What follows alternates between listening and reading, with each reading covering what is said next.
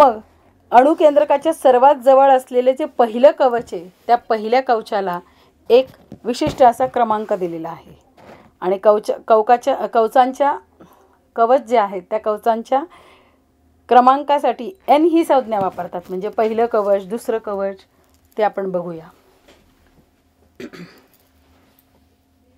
हे तर लक्षात आलं ना तुमच्या. इलेक्ट्रॉनचं वितरण कशा पद्धतीने केलं जातं.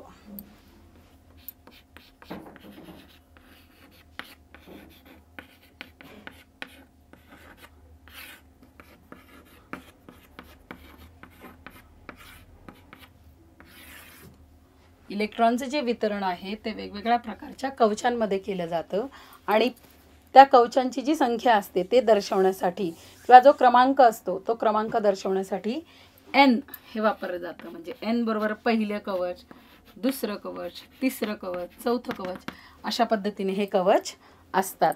बरोबर. आणि या क्रमांकानुसार कवचांना काही विशिष्ट प्रकारच्या संज्ञांनी संबोधण्यात येतं. पहिलं कवच जे असेल तर पहिल्या कवचाला म्हटलं जातं, पहिल्या कवचाला एक विशिष्ट नाव देण्यात आलेले आहे, विशिष्ट संज्ञा आहेत के. दुसरं जे कवच आहे त्या कवचाला म्हटलं जातं एल. तिसरं जे कवच आहे त्याला म्हटलं जातं एम आणि चौथं जे कवच आहे त्याला म्हटलं जातं एन. अशा पद्धतीने त्या कवचांना विशिष्ट प्रकारच्या संज्ञा देण्यात आहेत. के, एल, एम आणि एन पहिलं जे कवच आहे. आणि या संज्ञांनी संबोधल्यानंतर प्रत्येक कवचामध्ये जास्तीत जास्त किती इलेक्ट्रॉन असतील. बरोबर. विशिष्ट प्रकारच्या कक्षा असतात. त्या कक्षांना तर आपण कवच असं म्हणत असतो. कवच का म्हणत असतो? कारण भ्रमण कक्षेचं ते जे प्रारूप असतं ते कसं असतं, थ्री डायमेन्शनल असल्यामुळे, त्रिमितीय असल्यामुळे त्याला कवच असं नाव देण्यात आलेलं आहे. बरोबर. आणि हे जे कवच आहे त्या कवचांची काहीतरी एक कपॅसिटी असते की पहिल्या कवचामध्ये किती इलेक्ट्रॉन मावतील, दुसऱ्या कवचामध्ये किती इलेक्ट्रॉन मावतील अशा पद्धतीने. मग ते कसं काढायचं तर कवचामध्ये जास्तीत जास्त किती इलेक्ट्रॉन मावू शकतील किंवा बसू शकतील तर 2n वर्ग या सूत्राने काढलं जातं. लक्षात घ्या. या ठिकाणी कवचामध्ये असलेल्या इलेक्ट्रॉनचं जे वितरण असतं ते इलेक्ट्रॉनचं वितरण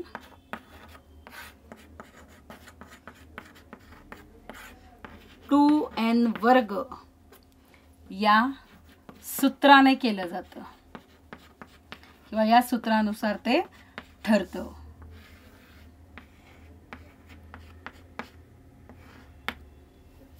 मग आता जर पहिलं कवच असेल एन बरोबर 1, पहिलं कवच घेतलं आपण तर पहिलं कवच म्हणजे 2n चा वर्ग म्हणून 2 गुणिले n ची किंमत किती आहे 1, 1 चा वर्ग, 2 गुणिले 1 चा वर्ग, 1 चा वर्ग 1, बे 1 बे.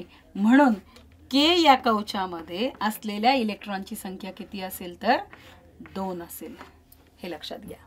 म्हणून के कवचामध्ये असलेल्या इलेक्ट्रॉनची संख्या 2. त्याच पद्धतीने आपण पुढचे काढूया.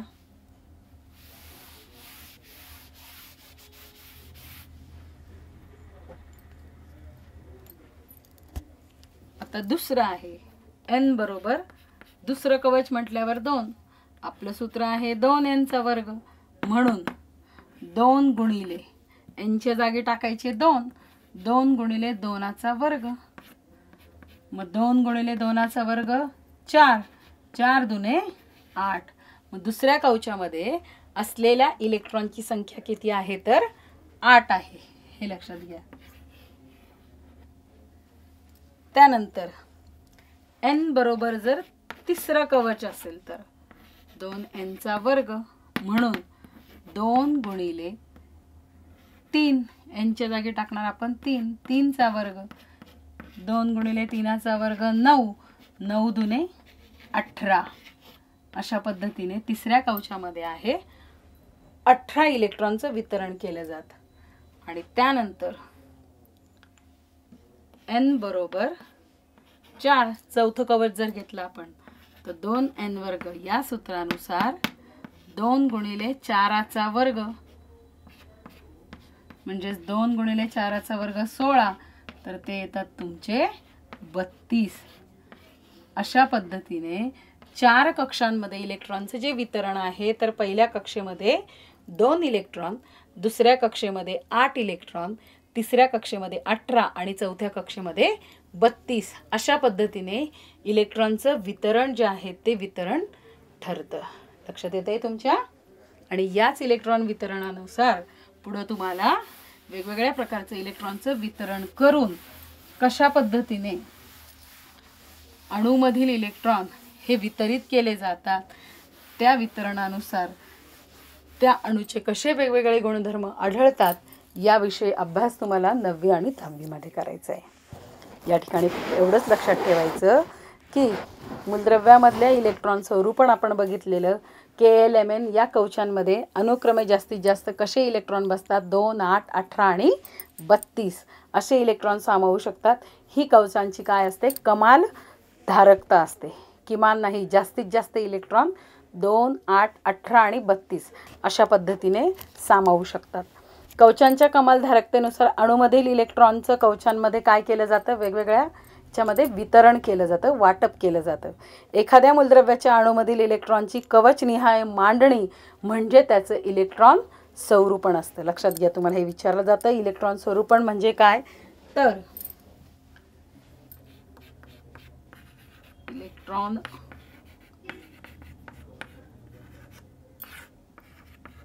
स्वरूपण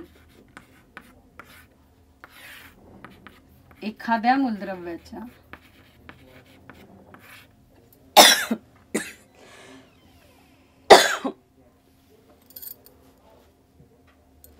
अणूमधील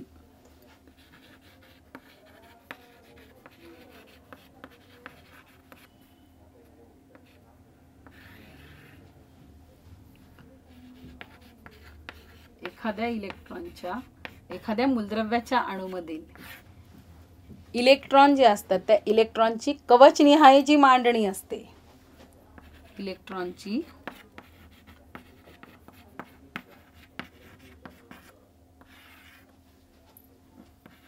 कवचनिहाय मांडणी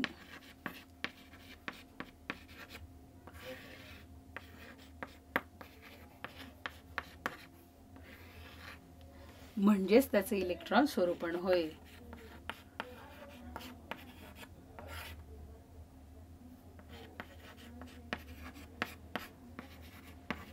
इलेक्ट्रॉन स्वरूपण होय. लक्षात तुमच्या? आणि मग प्रत्येक इलेक्ट्रॉनकडे तो ज्या कवचात असतो त्यानुसार त्याची काय असते? निश्चित अशा प्रकारची ऊर्जा असते.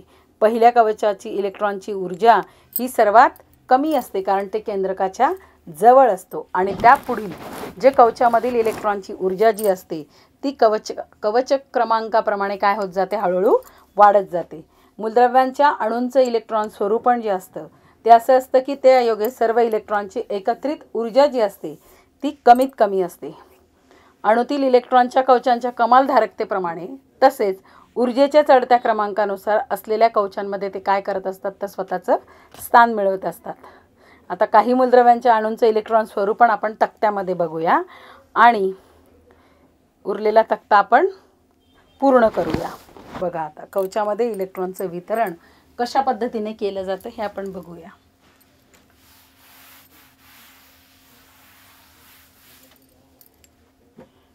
मूलद्रव्य घेतलं आपण या ठिकाणी.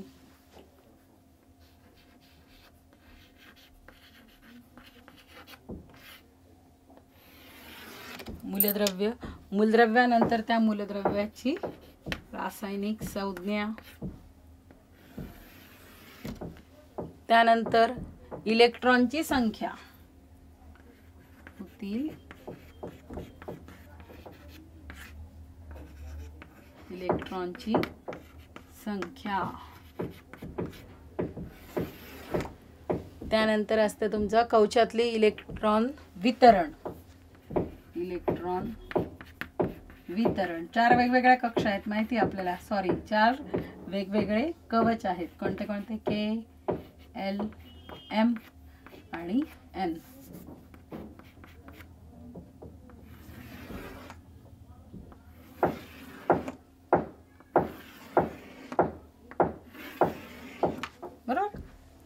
वेगवेगळं. आणि त्याच्यानंतर संख्या स्वरूपात इलेक्ट्रॉनचं वितरण.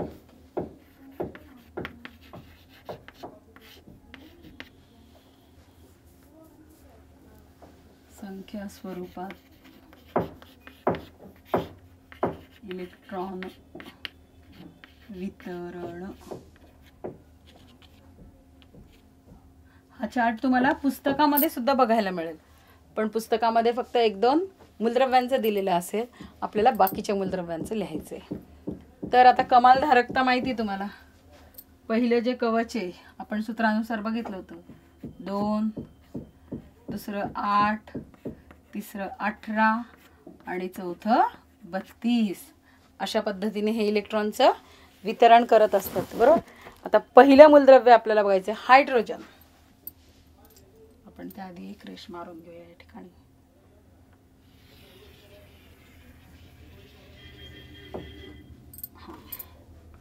पहिलं जे मूलद्रव्य आहे ते म्हणजे हायड्रोजन. हायड्रोजनची संज्ञा माहिती आहे आपल्याला, H, बरोबर.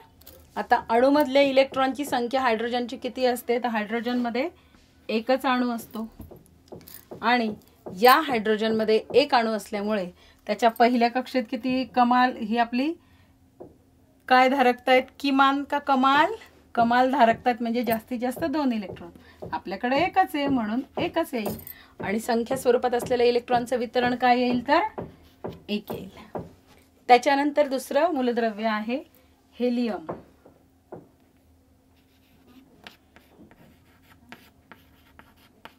हेलियम.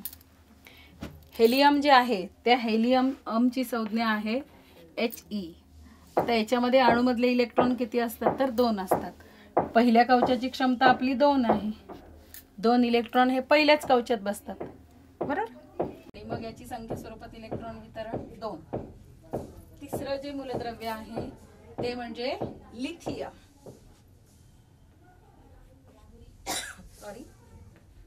लिथियम. लिथियमचं सूत्र आहे Li. याची अणूतल्या इलेक्ट्रॉनची संख्या असते 3. मग अणूतल्या इलेक्ट्रॉनची संख्या असते 3, याच्या कॅपॅसिटी, याची क्षमता जी आहे ती 2. 3तून 2 गेला, उरला 1, म्हणून या ठिकाणी 1. आणि संख्या स्वरूपात इलेक्ट्रॉन वितरण जे आहे ते कसं आहे, तर पहिल्या याच्यात 2 आणि दुसऱ्या याच्यात किती झालं, 1. आता त्याच्यानंतर पुढचं जे मूलद्रव्य आहे कार्बन.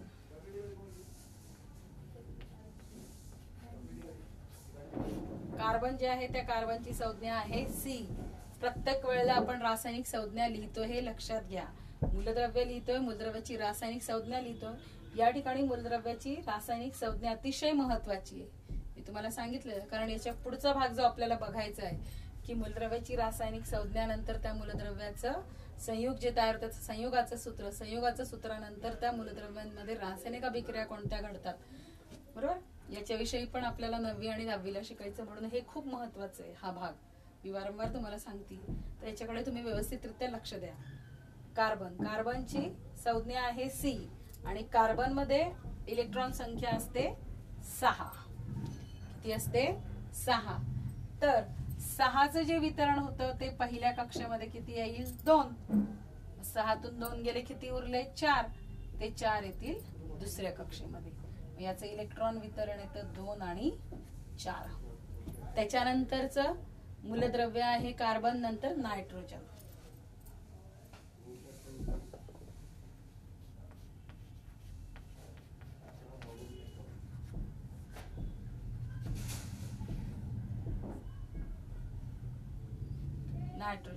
नायट्रोजनची संज्ञा आहे N, बरोबर.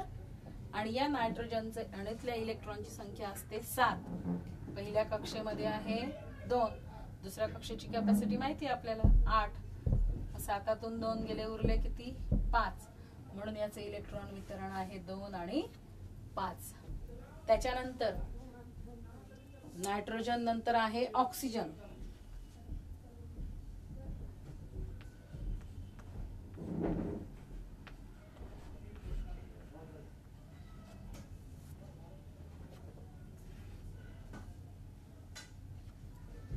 ऑक्सिजनची संज्ञा आहे O आणि ऑक्सिजन मध्ये इलेक्ट्रॉनची संख्या असते 8. मग पहिल्या कक्षेत 2, 8तून 2 गेले दुसऱ्या कक्षेत 6 इलेक्ट्रॉनचं वितरण आहे तुमचं 2 आणि 6. त्यानंतर पुढचं जे मूलद्रव्य आहे ते म्हणजे फ्लुओरिन.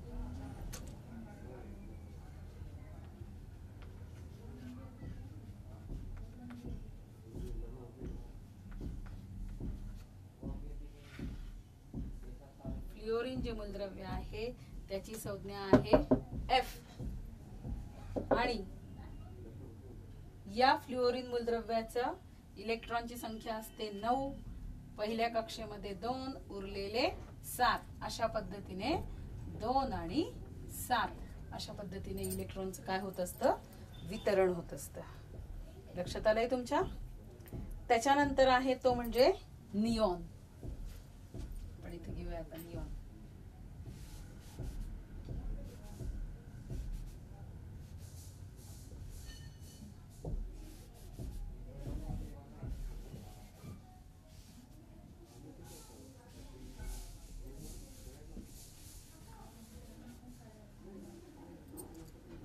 पुढचं मूलद्रव्य आहे निऑन.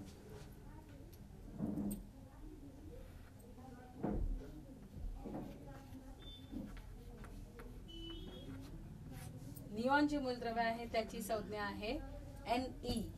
अणूतले जे इलेक्ट्रॉन असतात त्या निऑन मध्ये 10 असतात. म्हणून पहिल्या कक्षेमध्ये 2 तर दुसऱ्या कक्षेमध्ये 8. एक लक्षात घ्या, पहिल्या कक्षेमध्ये ज्या वेळेला 2 झाले त्यावेळेला ती कक्षा काय झाली, पूर्णपणे भरली आहे. आणि दुसऱ्या कक्षेमध्ये काय आहेत 8 इलेक्ट्रॉन, म्हणजे याची दुसरी कक्षा सुद्धा पूर्णपणे भरली आहे. तुम्हाला मगाशी मी सांगितलं होतं निऑन, ऑर्गॉन, हेलियम आपण बघितलेलं, त्याची सुद्धा 2 म्हणजे त्याची पहिली कक्षा पूर्ण होती. तसंच या निऑनची सुद्धा पहिली कक्षा पूर्ण झाल्यानंतर दुसरी कक्षा सुद्धा पूर्ण आहे. म्हणून याला राजवायू असं म्हटलं जातं. त्याचा अभ्यास आपण 9वी आणि 10वी मध्ये करणार आहोत, पण या ठिकाणी तुम्हाला सांगते कारण याला कोणत्याही इलेक्ट्रॉनची गरज भासत नाही. त्याच्या दोन्ही कक्षा पूर्णपणे काय आहेत, भरलेल्या आहेत. आणि याचं इलेक्ट्रॉन वितरण येतं तुमचं 2 आणि 8. निऑन नंतर पुढे आहे सोडियम.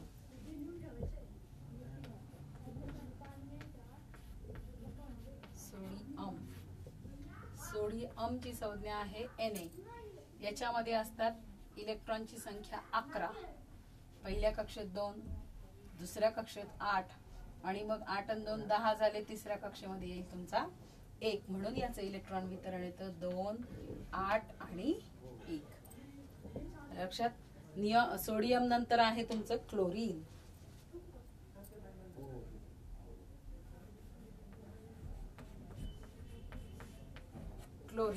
क्लोरीनचं सूत्र आहे किंवा संज्ञा आहे Cl. याच्यामध्ये इलेक्ट्रॉनची संख्या असते 17 आणि पहिल्या कक्षेमध्ये 2, दुसऱ्या कक्षेमध्ये 8 आणि 2 10 झाले. 17तून 10 गेले. तिसऱ्या कक्षेमध्ये आले तुमचे 7. अशा पद्धतीने क्लोरीनचं इलेक्ट्रॉनचं वितरण होतं.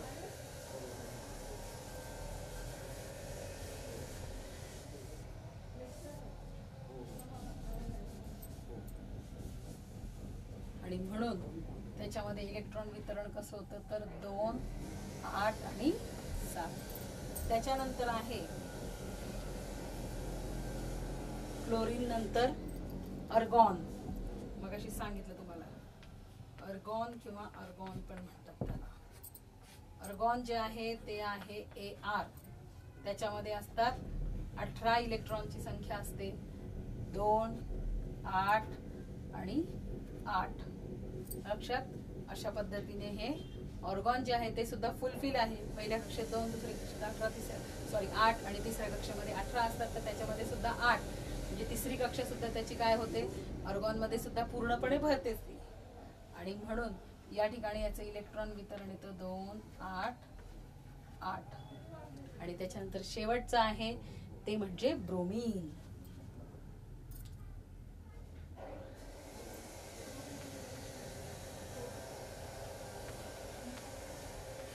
ब्रोमीनची संज्ञा आहे Br आणि त्याच्यामध्ये असतात 35 इलेक्ट्रॉन. या ब्रोमिनचं पहिल्या कक्षेमध्ये 2, दुसऱ्या कक्षेमध्ये 8, तिसऱ्या कक्षेमध्ये 18, 2 8 8 आणि 2 10, 18 आणि 10 28, 28 आणि 7 या ठिकाणी येतात 7. अशा पद्धतीने इलेक्ट्रॉनचं वितरण 2 8 18 आणि 7. अशा पद्धतीने हे इलेक्ट्रॉनचं वितरण होत असतं. संख्या स्वरूपातील इलेक्ट्रॉनचं जे स्वरूपण असतं ते विलग केलेल्या अंकांनी दर्शवले आपण, बरोबर. यातील अंक जे असतात ते ऊर्जेच्या चढत्या क्रमाने असलेल्या कवचांमधील इलेक्ट्रॉनिक संख्या दर्शवतात. सोडियमचं आपण बघितलेलं की सोडियमचं के कवच जे आहे त्या के कवचामध्ये 2 इलेक्ट्रॉन, एल कवचामध्ये 8 इलेक्ट्रॉन आणि एम कवचामध्ये 1 इलेक्ट्रॉन आहे. मग याप्रमाणे 11 इलेक्ट्रॉन वितरित केलेले असतात आणि हे कवचांच्या रेखाटनाप्रमाणे सुद्धा आपण हे दाखवू शकतो.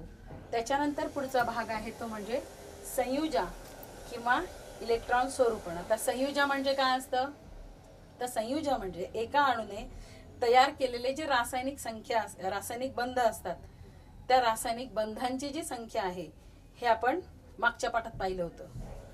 आणि मूलद्रव्यांची संयुजा जी असते ती त्याच्या विविध संयुगांमध्ये कशी असते तर स्थिर असते, हे आपण बघितलेलं. आता या ठिकाणी काही आकृत्या मी तुम्हाला काढून दाखवते. ती इलेक्ट्रॉन स्वरूपांचं आपण अशा पद्धतीने हे संख्या स्वरूपात इलेक्ट्रॉनचं वितरण केलंय. आता ते आकृतीच्या स्वरूपामध्ये कशा पद्धतीने वितरित केलेलं असतं ते आपण बघूया. त्याचं रेखाटन कशा पद्धतीने असतं.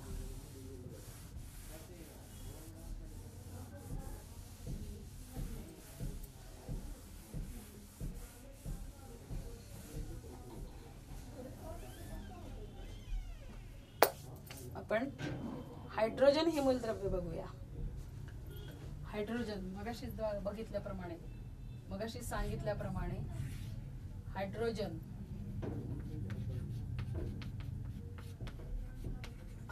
जे आहे त्याच्यात इलेक्ट्रॉनची संख्या 1 आहे म्हणून के बरोबर किती आहे 1, बरोबर. तर हायड्रोजन जे मूलद्रव्य आहे त्या हायड्रोजन मूलद्रव्यामध्ये हे हायड्रोजनचं असतं तुमचं केंद्रक, बरोबर. आणि या केंद्रकामध्ये हायड्रोजन आणि या केंद्रका बाहेरची जी कक्षा आहे या कक्षेमध्ये किती इलेक्ट्रॉन असतील तर या केंद्रका बाहेरच्या कक्षेमध्ये असतात ते म्हणजे 1 इलेक्ट्रॉन.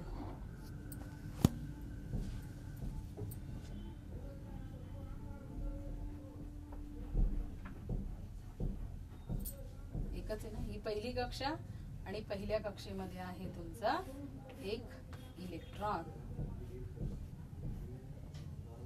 हे झालं तुमचं हायड्रोजनचं इलेक्ट्रॉन स्वरूपणाचं रेखाटन. अशा पद्धतीने तुम्ही हेलियमचं दाखवू शकतात, कार्बनचं दाखवू शकतात. आपण कार्बनचं बघूया.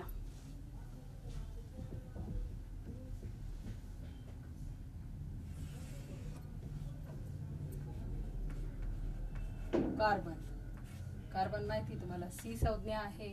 कार्बनचं इलेक्ट्रॉन संख्या आहे 6 असल्या कारणाने के बरोबर 2 आणि एल बरोबर 4, बरोबर. अशा पद्धतीने काय तुमचं इलेक्ट्रॉनचं वितरण आहे.